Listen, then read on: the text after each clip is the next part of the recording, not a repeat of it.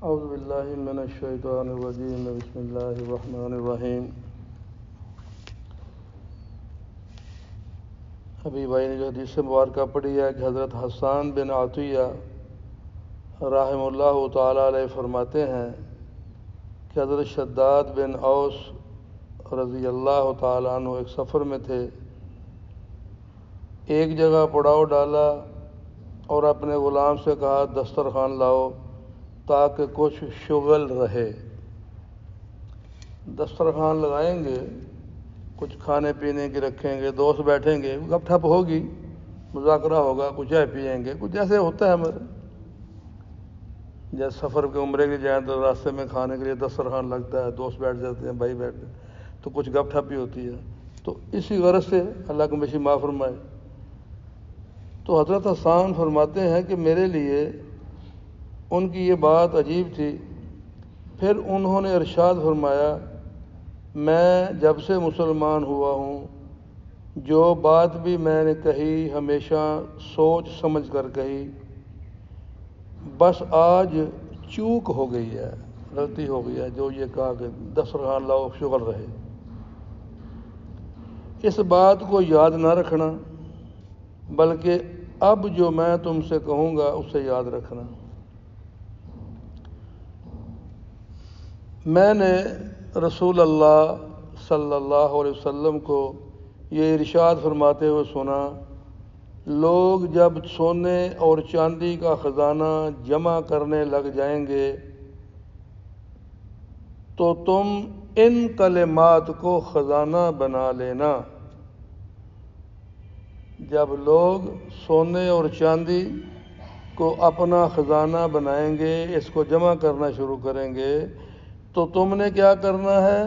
ان کلمات کو خزانہ بنا لینا ہے، یعنی کثرت سے پڑھتے رہنا ہے۔ ترجمہ کیا ہے؟ یا اللہ، میں آپ سے ہر کام میں ثابت قدمی اور رشد و ہدایت پر پختگی مانگتا ہوں۔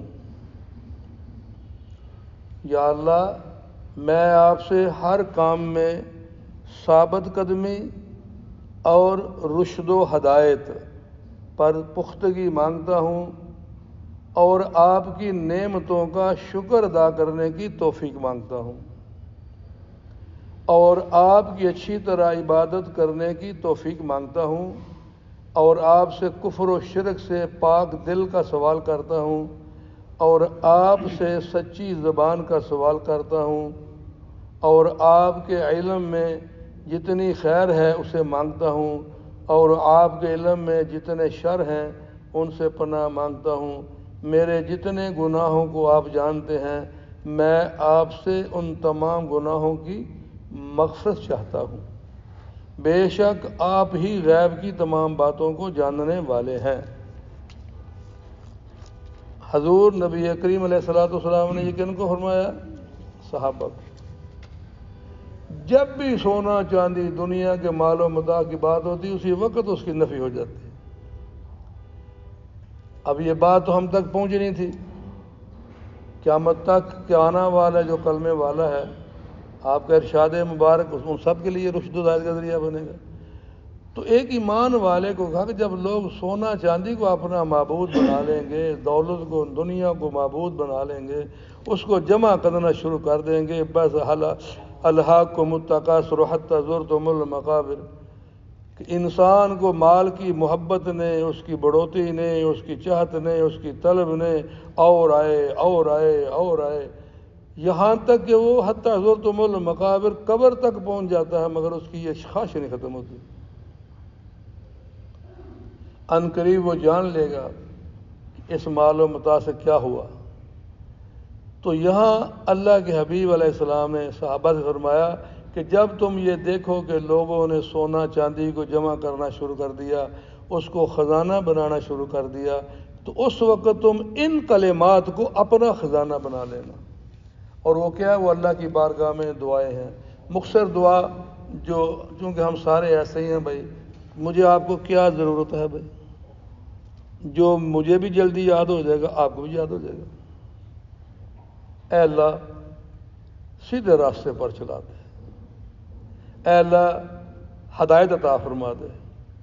اے اللہ جیسا تو چاہتا ہے مجھے ویسا بنا دے، اس پر مجھے استقامت عطا فرما دے، پختگی عطا فرما دے۔ اے اللہ آپ کے علم میں میرے لیے جو خیر کی چیزیں ان میں مجھے خیر عطا فرما دے، جو شر والی ہے مجھے شر سے بچا لے۔ سارے میرے گناہ آپ کے علم میں ہیں، یا اللہ میرے وہ گناہ معاف کر دے۔ یعنی اپنی ایک ایک ضرورت کو اللہ سے مانگنا ہے۔ نبی علیہ الصلوۃ والسلام نے ہر چیز کے بارے اپنی امت کی توجہ اللہ کی طرف کرائی ہے۔ اے اللہ تو، اے اللہ تو، اے اللہ تو، تیرے سوا کوئی نہیں۔ تو مستقل یا جو مختصر یہی ہر چیزیں ہیں نا بھائی۔ اے اللہ رزق حلال نصیب فرما۔ گھر سے کام کے لیے نکلے ہیں، یا اللہ ہمیں اچھے لوگوں سے ہمارا پالا پڑے، یا اللہ جن لوگوں سے شر ہے ان سے ہماری حفاظت فرمانا۔ آدمی دنیا کے اعتبار سے بہت عقل مند بنتا ہے، اپنی ذات کے لیے اللہ سے مانگنے میں کیوں بخل کرتا ہے؟ یا یہ کہ سوچتا ہے کہ اگر اللہ سے ہدایت مانگ لوں گا تو پھر پتہ نہیں پھٹے پرانے کپڑے پہن لوں گا، پھر پتہ نہیں گھر سے نکل جاؤں گا، پھر وہ کیا بنے گا، میں نے جو پیسے کمانے وہ کیسے کماؤں گا۔ اللہ کے بندے یہ بات نہیں ہے۔ خیر و برکت ہوگی اللہ کے حکم کے مطابق، نبی علیہ السلام کے طریقے کے مطابق۔ حضرت عبد الرحمن بن عوف رضی اللہ تعالیٰ عنہ فرماتے ہیں، عشرہ مبشرہ میں فرماتے ہیں میری تجارت کے 4 اصول ہیں۔ جب مکہ سے ہجرت کر کے آئے تھے مدینہ تو زیرو، کچھ بھی نہیں تھا۔ مدینہ والوں نے کہا کہ بھئی یہ آدھا تمہارا آدھا میرا، آدھا تمہارا آدھا میرا، دکانیں آدھی تیری آدھی میری، زمین آدھی تیری آدھی میری۔ جب نبی علیہ السلام نے ایک مہاجر کو پکڑا، ایک انصاری کو پکڑا، تو فرمایا تم دونوں بھائی بھائی ہو۔ تو جب اللہ کے حبیب نے ان کو بھائی بھائی بنا دیا تو وہ ایسے بھائی بنے کہ جنے ہوئے ایک ماں باپ سے جنے ہوئے بھی ویسے نہ بن سکے۔ کہ اسی وقت کہا بھئی اللہ کے حبیب نے تجھے میرا بھائی بنایا ہے، میری اتنی زمین آدھی تیری آدھی میری، اتنی دکانیں آدھی تیری، ہر چیز کا آدھا آدھا، قربان جائے ان پر بھی۔ ہمارے جیسے ہوتے تو جناب فٹافٹ قاض کرنے جاؤ، جناب گواہ نہ لے آؤ، اب بندہ منکر نہ جائے گا۔ استغفر اللہ۔ انہوں نے فرمایا تمہیں زمین مبارک ہو، تمہیں دکانیں مبارک ہو، تمہاری تجارت مبارک ہو، جس اللہ نے ہمیں یہاں بھیجا وہی ہمارا انتظام کرے گا۔ یہ تھا یقین جو مکہ کی گلیوں میں ماریں کھا کھا کر ایمان کو پختہ کیا، اللہ کی ذات پر یقین کو پختہ کیا۔ تو فرماتے ہیں کہ میری تجارت کے 4 اصول ہیں۔ ادھار کبھی لیا نہیں، کوئی ٹینشن نہیں بھئی قرضہ دینا ہے۔ ادھار کبھی دیا نہیں، کوئی ٹینشن نہیں کہ بھئی پیسے لینے والے نے بندہ مر گیا کی بنے گا، بھئی کیا ہوگا بھئی۔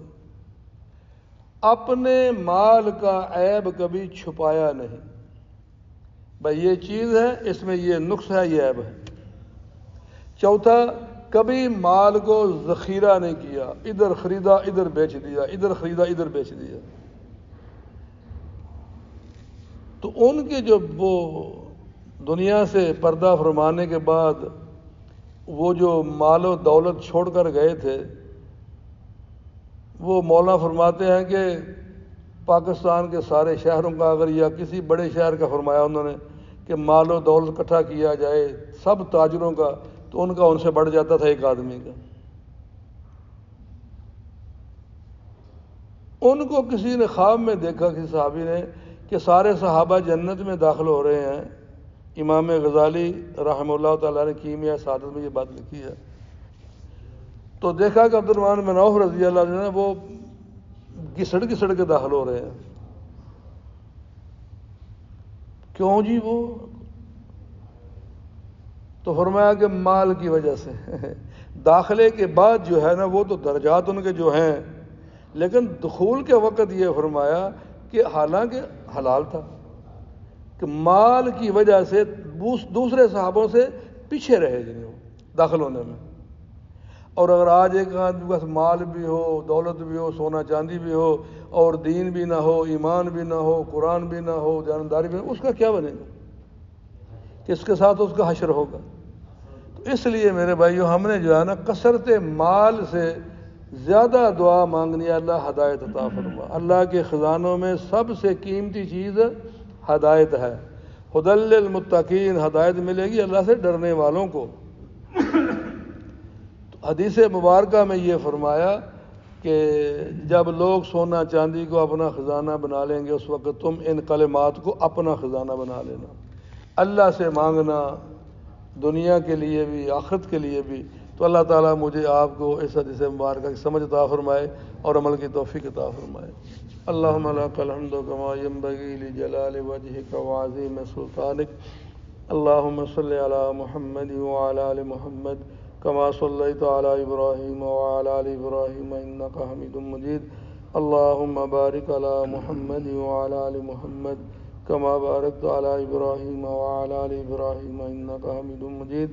اللہم انی اسألک من خیر ما سألک منہ نبیک وعبدک ورسولک وحبیبک سیدنا محمد صلی اللہ تعالی علیہ وآلہ وسلم، ونعوذ بک من شر ما استعاذ منہ نبیک وعبدک ورسولک وحبیبک سیدنا محمد صلی اللہ تعالی علیہ وآلہ وسلم۔ انت المستعان وعلیک البلاغ ولا حول ولا قوة الا باللہ العلی العظیم، وسلام علی المرسلین والحمد للہ رب العالمین۔ لا الہ الا اللہ محمد رسول اللہ۔ جزاک اللہ خیر۔